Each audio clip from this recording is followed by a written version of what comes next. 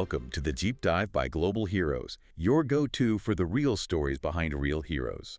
Get more inspiring content in your inbox with our newsletter, and be sure to follow along on social media. Okay, let's get into this.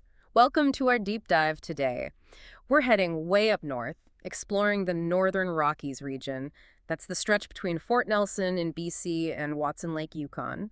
We're drawing on some great material, things like Into the Northern Wild, Alaska Highway Adventures to sort of guide us.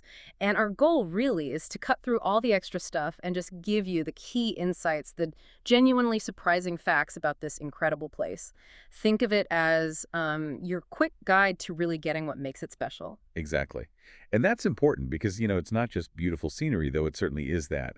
It's a region where nature works on a scale that's, well, pretty hard to find elsewhere. Understanding it, even just the basics quickly, whether you're actually planning a trip or maybe just curious, it helps you appreciate the unique chances for adventure and connection there. Connection to nature, connection to history.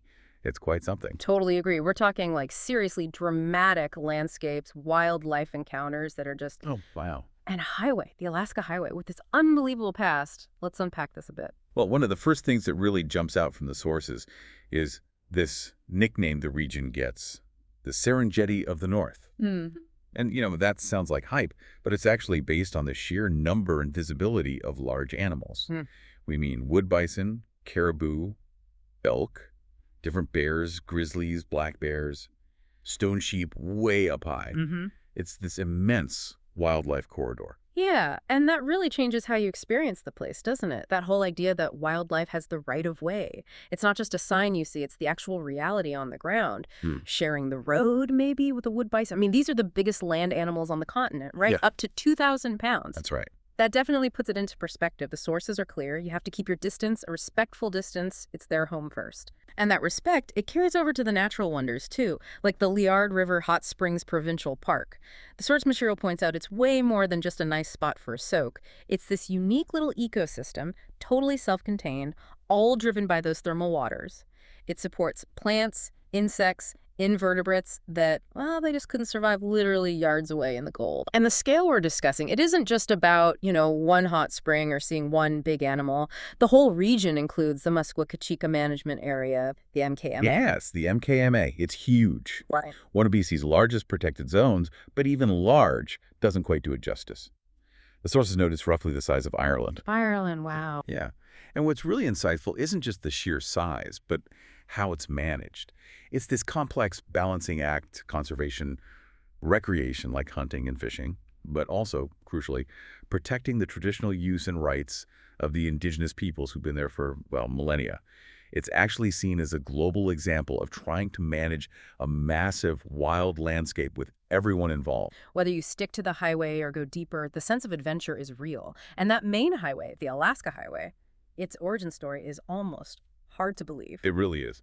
Built during World War II, basically out of urgent need to connect the U.S. mainland to Alaska. But the astonishing part, and the source really highlights this, is that the main push, the main construction, was done in just 8 months. 8 months, seriously. 8 months. Think about that: swamps, mountains, freezing northern weather. They pushed a usable road through in less than a year. That's just an incredible feat of engineering and sheer human effort. The source talks about the resourcefulness, the grit involved. And today it's this 2,200-kilometer route, mostly paved now, accessible, but still demanding respect. It connects that wartime urgency to this timeless wilderness. Absolutely. And the source materials are very clear on this. Preparation is key. Yeah. It's not optional. You're going into a place where services can be really far apart. The weather can turn on a dime. And like we said, wildlife can be right there. Right. Packing supplies, knowing the conditions. It's not just a casual drive in many parts. It's definitely adventuring on nature's terms. Okay, so to recap a bit, we've touched on the Serengeti of the North nickname, the massive wood bison, that unique hot springs ecosystem at Liard River, Yeah.